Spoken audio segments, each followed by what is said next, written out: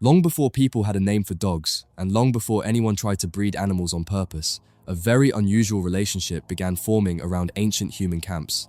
It was not planned. No group of early humans sat down and decided to turn wolves into loyal companions. The first steps were probably much simpler, messier, and more accidental than that. The story most strongly supported by current evidence begins with food waste. Somewhere between about 15,000 and 40,000 years ago, human groups began creating something that was rare in nature: dependable piles of leftovers. Around camps, there were bones with bits of meat still attached, organs that had been thrown away, scraps from hunted animals, and other pieces of food that humans did not use. For a hungry wolf, that kind of waste was a valuable opportunity. Chasing wild prey was dangerous and exhausting. Picking through the remains near a human camp was far easier if the wolf could get close enough without being attacked. Most wolves would not have taken that risk. Humans were dangerous animals in their own right. They had tools, weapons, fire, and a strong reason to keep large predators away from their living areas. A cautious wolf that stayed deep in the distance was behaving exactly as a wild animal should. But wolves, like all animals, were not identical. Some were more nervous, some were more reactive. Others were slightly calmer, bolder, and less frightened by strange situations. Those calmer wolves had an advantage. They were the individuals most likely to approach the edges of human settlements, reach the scraps, and survive on food that other wolves were too afraid to take. That one difference in temperament could change everything. Wolves that tolerated humans better gained access to a steady source of calories. Better-fed animals were more likely to live, reproduce, and pass their traits on to the next generation. Over many generations, this created a powerful evolutionary filter. The wolves that were too fearful stayed away and missed the opportunity. The wolves that were calm enough to scavenge near humans survived more successfully. No human had to choose which wolves should breed. The animals were, in a sense, selecting themselves. The first stage of dog domestication may have been driven by wolves that were relaxed enough to live near us and bold enough to feed from our leftovers. This idea is often called the commensal scavenger hypothesis. It suggests that early dogs did not begin as captured wolf pups deliberately raised by humans. That older version of the story sounds dramatic, but it has practical problems. Raising a wild wolf pup would have been difficult, risky, and costly for people who were already working hard to survive. It is much easier to explain the beginning as an ecological accident. Human camps created a new food source, and certain wolves adapted to exploit it. One of the most important clues supporting this idea comes from an experiment that did not involve wolves at all. In the 1950s, Soviet geneticist Dmitry Belyaev began breeding silver foxes. The selection rule was extremely simple. The foxes were chosen only for how calm and friendly they were around humans. They were not selected for color, ear shape, tail shape, or any other physical feature. After only a few generations, something surprising happened. The foxes became tamer, but their bodies also began to change. Some developed floppy ears, some had curlier tails.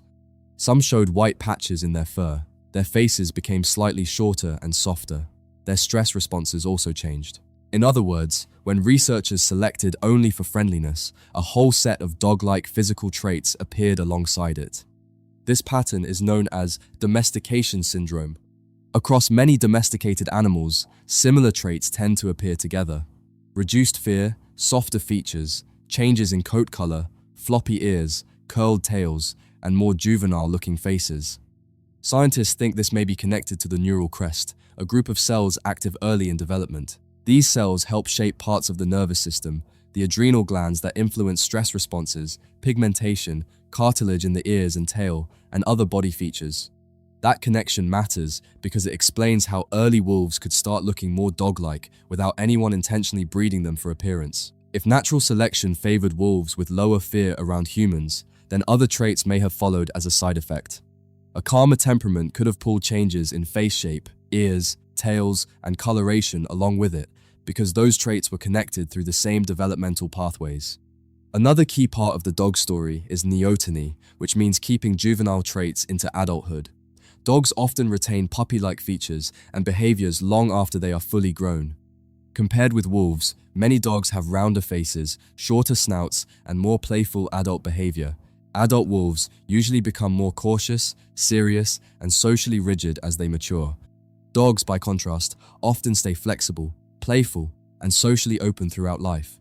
This may also be tied to selection for tameness. Young wolves are naturally less fearful and less aggressive than mature adults.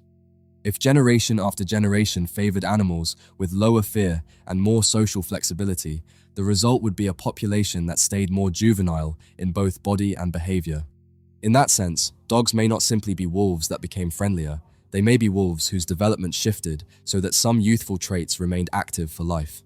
Archaeology gives us another part of the picture. Researchers have found ancient remains that look different from wild wolves of the same periods. These early dog-like animals often show shorter snouts, crowded teeth, and skull shapes moving toward what we now recognize as dogs. Some of these remains are found close to ancient human sites, suggesting that the relationship had already become more than distant scavenging. One of the best-known examples comes from Bonn Ober Castle in Germany. At this site, a young dog from about 14,000 years ago was buried with two humans.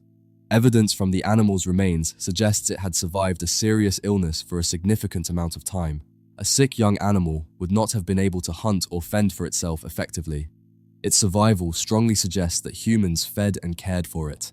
By that point, the relationship had clearly moved beyond wolves, simply stealing scraps from the edge of a camp. Genetics adds even more evidence. When scientists compare dog and wolf genomes, they find differences related to digestion, especially starch digestion. Dogs are generally better than wolves at processing starch-rich foods. This makes sense if the ancestors of dogs spent many generations eating human leftovers. As human diets changed, especially after the development of agriculture, waste around settlements included more plant-based and starchy food. Animals that could digest those scraps more efficiently would have had a survival advantage. Dogs also changed mentally. One of their most remarkable abilities is reading human social cues. Domestic dogs are unusually good at following gestures, such as a person pointing toward hidden food.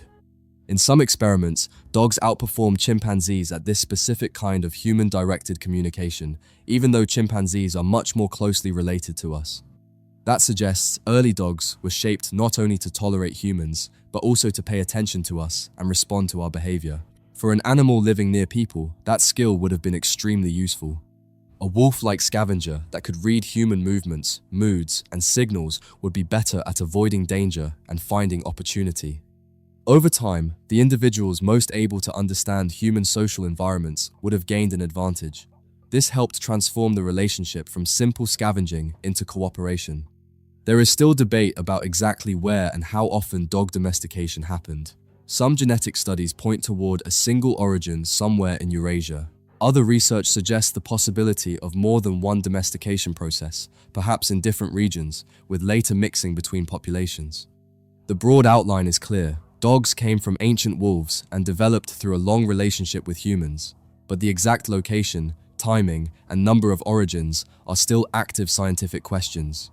It is also important to separate early domestication from later selective breeding. Today, when people think about dog breeds, they often imagine humans carefully choosing animals for size, shape, hunting ability, guarding behavior, herding instinct, or appearance.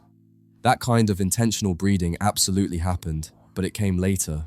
The earlier stage seems to have been much less deliberate. First came a population of wolves that had already become calmer, more tolerant, and more able to live near humans. Only after that did people begin deliberately shaping dogs for specific jobs. This entire transformation took a very long time. It was not a sudden change from wolf to dog in one generation. Across hundreds or thousands of generations, small differences accumulated. A little less fear, a little more tolerance, a better ability to digest human food, a stronger tendency to notice human behavior. To any one generation, the change would have been almost invisible. Across tens of thousands of years, it produced one of the most important animal transformations in human history. The biology of fear helps explain why the process could move relatively quickly on an evolutionary timescale. Mammalian stress responses are controlled in part by the hypothalamic pituitary adrenal axis, the system that regulates stress hormones when an animal senses danger. Animals with lower stress reactivity are less likely to panic and flee when they encounter something unfamiliar. If that calmness helped them access food near humans, then genes influencing fear and stress could spread through the population. Because stress response, development, and certain physical traits are linked through overlapping biological pathways, selection for lower fear can produce a cluster of changes at once. This is why domesticated animals often share similar features even when humans did not specifically choose those features. Tameness is not just a behavior. It is connected to the body, the brain, and the way an animal develops. Wolves were especially well suited for this path because they were already social animals. They lived in groups, cooperated during hunts, communicated with one another, and formed long-term social bonds. Those abilities made it easier for them to redirect their social skills toward humans. A completely solitary predator might have struggled to make the same transition.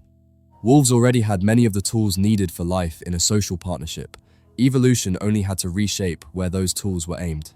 In that sense, dogs did not need to become something completely unrelated to wolves. They needed to adapt existing wolf abilities to a new social world. Communication, bonding, cooperation, and attention to others were already part of wolf life. Living near humans gave those traits a new target. Over time, the animals best able to fit into that new niche became less like wild wolves and more like the dogs we recognize today. Humans still played a role, even in the accidental version of the story. Early people had to tolerate at least some of these animals hanging around.